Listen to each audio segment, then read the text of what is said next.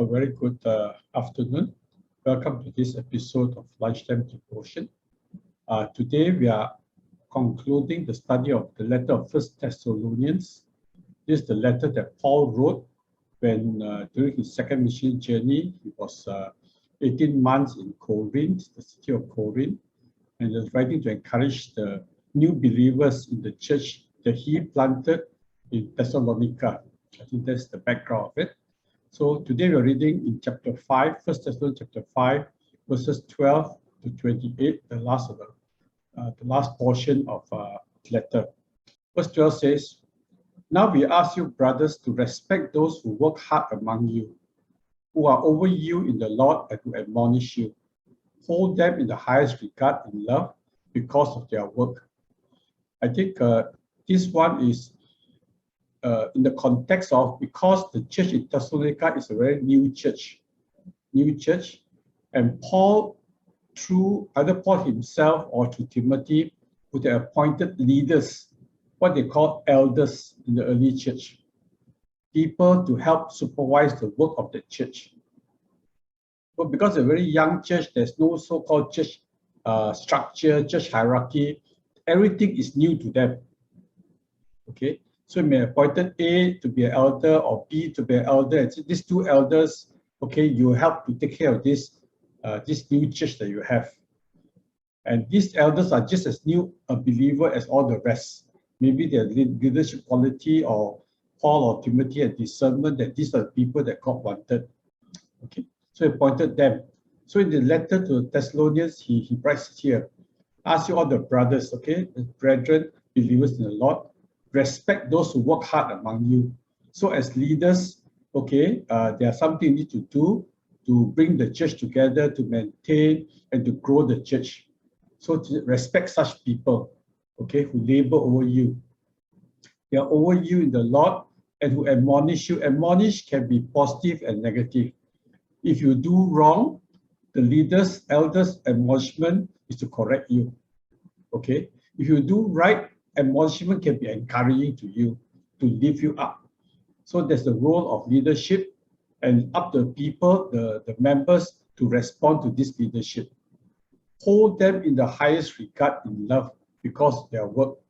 So what Paul is saying is that the elders, the church leaders among you, please look up to them, because they are placed in that position of responsibility to watch over each one of us, those who are under them, the members of the church, okay? And to love them as well. No need to hold them in high regard, but to love them. And this, I think, is important, especially when the church is young. The church just started. The church is just being built up. Okay, they don't have 100 years history, 200 years history to fall on. It's all new. So even the leaders themselves are new.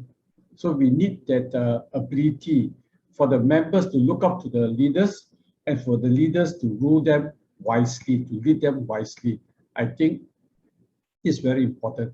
I think that's why I concluded in last part of verse 13, live in peace with each other. Live in peace with each other means learn how to live together in peace. Okay, some people will look up to the elders and obey them, no issue. But some people say, why must I listen to you? What makes you a leader and all that? And you have this conflict. So Paul encouraging them, please live together in peace. Okay, and verse 14 to 16, verse 14 and 15, as this to say, and we urge you, brothers, warn those who are idle, encourage the timid, help the weak. Three group of people that it says that we need to be very careful about, to watch over. Okay, warn those who are idle, or some versions say lazy. Okay, if they are lazy and you do not want to grow or you refuse to do anything, okay, you warn them. Okay. At the same time, for those who are timid, those who are faint-hearted, those who are very frightened, very frightened to do anything one. Okay, ask them to lead worship. Oh, cannot sing lah. Ask them to do Bible study. I cannot do this. Okay, they are very timid people. You must encourage them so that they have the confidence to be able to rise up, to worship, rise up to lead Bible study, rise up even to pray. I know some people in our midst says, Pastor, don't call me to pray. I cannot pray in public one. I think we need to encourage you, if you're a Christian, that you learn how to pray. Develop it slowly. Enhance your ability to pray and to do other things, okay? So those who are lazy, idle, you warn them. Those who are timid, they need to be encouraged to be built up. Those who are weak, maybe physically weak or spiritually weak, we don't know, emotionally weak, help them.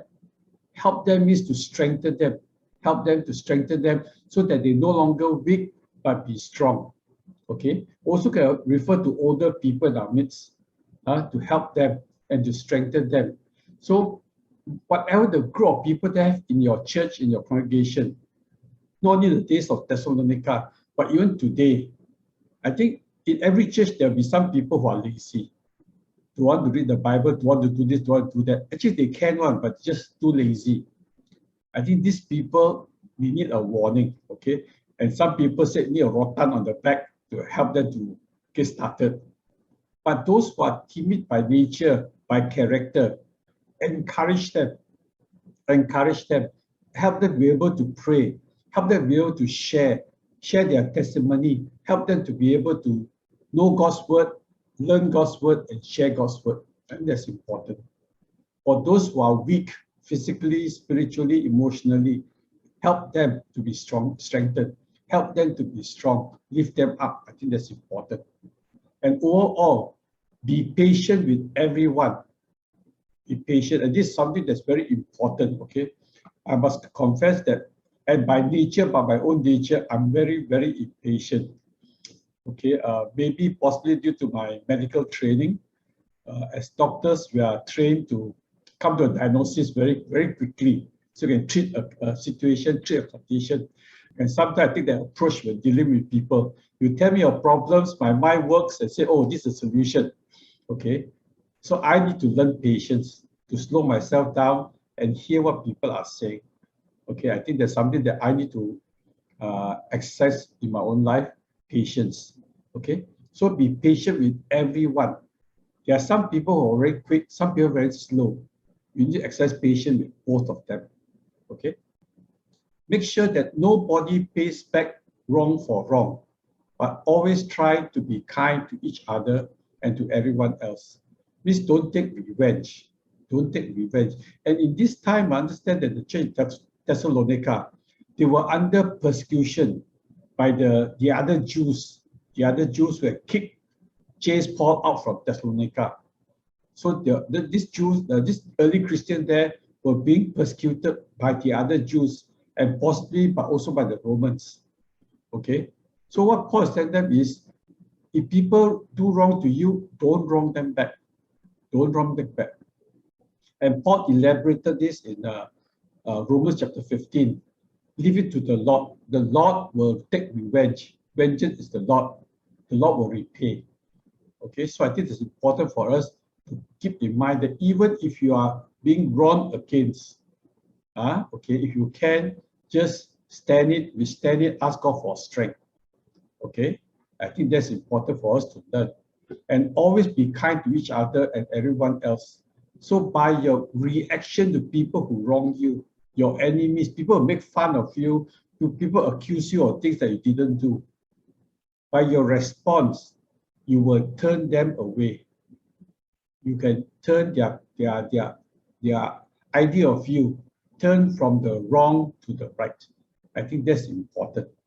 Okay. Now goes on to say in verse 16, be joyful always, pray continually, give thanks in all circumstances, for this is God's will for you in Christ Jesus. Be joyful always. Very difficult if you're under persecution. Very difficult. People are making fun of you and trying to make life difficult for you. But what Paul is saying is that we choose to be joyful. We choose to know that God is with us and God is our source of strength, our source of joy. Okay? So this joy that we talk about is not just laughing, but joy that's internal, that's within each one of us, that we choose to be joyful, even though the situation outside may be very bad, in this pandemic, many of us are EMCO forced to stay at home. You can get very grumpy, very depressed, and get very upset. Why is this so? But on the other hand, you can choose to be joyful. Thank you, God, that I'm safe. Thank you, God, I got enough to eat. Thank you, God, that I got a nice place to stay. It's a choice. There are so many people out there with not enough finance, even for a meal, the white flag and all that. Are you glad that you're not one of those who got to worry what to eat, where to eat, how to eat, because you got no money to buy anything? So I think it's a choice that you and I need to make. Even this pandemic, we don't choose to complain about the government, no aid, complain about politicians, no aid. But you want to be joyful and tell God, I'm thankful that you keep me safe, that you have provided, and I'm thankful. I think it's a choice that you and I need to make. Pray continually. I think just a reminder. Now, this is not meaning that 24 hours a day you kneel down and just pray, and don't do anything else. Okay? That's not what Paul is saying. I think the whole idea is an attitude of the heart and the mind. Okay? It's an attitude of prayer. There's the time for you to set aside to pray. When you read God's word, you pray. After you finish, you pray. Before meals, you pray. Before you sleep, you pray. There are set times for this kind of prayer. But even throughout your days, even as what you're working and all that, there must be a mind attitude that you are praying. Praying is just communicating with God, keeping the line open to God. And that is important for you and I to remember. That with the attitude of prayer, be it in the house, be it in the garden, okay? Sometimes when I do my gardening, okay? I mean, things just come. Ideas come or people come, you just pray for them. And just practice this idea of being an attitude of prayer throughout our time when you're awake, even when we are asleep, okay? Sometimes the Lord will wake you up with a person's name or need and ask you to pray. So I think it's open to this. Give thanks in all circumstances, okay? Again, I say the people in Thessalonica are under persecution. And here Paul says, not only be joyful, give thanks, be thankful, be thankful. It's something not easy to do. By ourselves, our human nature, we want to take revenge. We want to fight back. We want to right all the wrongs they've done to us. But Paul is saying that be thankful in all circumstances. Wherever you find yourself, to know that God has allowed this to happen to you for a reason. For a reason. Some reasons we do not understand. We cannot understand. But we need to trust God, that God knows and God has good plans for you and for me. I think that is important for all of us to remember. Verse 19. Do not put out the Spirit's fire. Do not treat prophecies with contempt. Test everything. Hold on to the good. Avoid every kind of evil. So Paul seems to be running through, okay, small bits here and there, trying to tell the Thessalonians, all this what you do, okay? The Holy Spirit's fire means the Holy Spirit within you to manifest not only the gifts of the Spirit, but also the fruit of the Spirit. Do not dampen it. Do not dampen it, okay? And it mentions especially that this gift of prophecy. Prophecy is the gift of the Holy Spirit. Some people are given the ability through the Holy Spirit to give prophecy, not only foretelling the future going to happen. That is not the main focus. Prophecy is being able to tell God's message for the people here and now for today. For today. That is the more important part of prophecy. Okay? And so the early church is struggling to be able to handle the whole gift of prophecy and the spiritual gifts. Remember, they don't have the New Testament. They don't have all the Paul's writings. So they've just got to practice. So Paul is teaching them, okay, just do not quench the Spirit. Do not treat prophecies with contempt. Means if there's a prophet who gives a word, what should you do? Test it. Test everything. How do you test? Nowadays, it'll be easier for us. We can test it because we've got the whole scripture, the Bible, whether what is said is the same as God's word in the Bible. We can test it whether it comes true or not. That's how we test the prophecy. What is said, will it come true? Okay. You can test it by checking with older people who are more well known for the word understanding. The council of elders, we call it. So there are different ways to test prophecy. If somebody gives a prophecy that's totally outside God's word, then we reject it. Okay? So Paul is saying that you test everything. What is good, what's of God, you hold on to it. Okay? As far as possible, avoid every kind of evil. Remember, Thessalonica, like Corinth and all that, is a very worldly city. Commerce and all that, greed and all that. So it's just avoid all kind of evil that's in the society around you. And verse 23 and 24 is what I call the closing benediction. Paul in 1 Thessalonians had two benedictions, one at the end of chapter 3 and one at the end of chapter 5. Okay, and this we can use it for benediction for closing a service. May God himself, the God of peace, sanctify you through the true and true. May your whole spirit, soul, and body be kept blameless at the coming of our Lord Jesus Christ. The one who calls you is faithful, and he will do it. This, in a way, is a benediction. God is called a God of peace.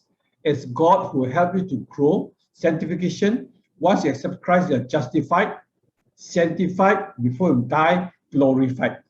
Okay, as I shared my sermon 2 weeks ago. Okay, and here he talks about the whole spirit, soul, and body. People are what I call a tripartite being. We've got a body, a physical body. At the same time, we've got the soul, our emotion. We've got the spirit part of it. So we have a spirit, soul, and body. What Paul is saying is every part of you, not only your physical part, but every part of you, your spirit and your soul also, should be kept blameless, or another word, holy, because Jesus Christ is coming back at the coming of Lord Jesus Christ. Because when Jesus Christ comes back again, it will be judgment. It will be judgment time. Okay? So God who called you is faithful. We got a faithful God. We got a God of peace. So He will help us to experience His peace, and He will help us to remain faithful to Him. I think that's important. Okay? And in closing, in verse 25, Paul welcomes, brothers, pray for us. Pray for us. I think as a person like Paul's teacher, who is a pioneer missionary, he asked for prayer. If Paul asked for prayer, how much more you and I need to ask for prayer? So I asked the Thessalonians, the new Christians, pray for us. Pray for us. Uphold us in your prayer. Okay? Greet all the brothers with a holy kiss. This is a cultural thing. Okay? In some countries you go to, they kiss one another, and Jews do that. It's a Jewish practice. Okay? Nowadays, do we do it? Well, it's not a culture in our aspect, so we don't do that. Okay? So there's some part of the Bible that's very cultural. The Jews do it. Okay? But when you come now, yes, it's there, but we need not go and kiss one another. Okay? Although I know that some churches do practice it still. I charge you before the Lord to have this letter read to all the brothers. Because when he wrote the letter to the church in Thessalonica, it says, help it be circulated. Help everybody to read it. Okay? And he closed with the blessing, the grace of Lord Jesus Christ be with you. Be with you. So, even in this closing part of the letter to Thessalonians, Paul is helping them. One is appreciate your leaders, your elders. Look up to them, love them, obey them, okay, support them in all that you do, okay. In your own life, in your own situation that you are in, okay, look out for those who are lazy, warn them. For those who are timid, encourage them. For those who are weak, help them to be strong. So you got to work in the fellowship, in the Church of Christ. You need to do that for different group of people, okay. As sin of it, we need to be joyful. A spirit of joy must be among God's people.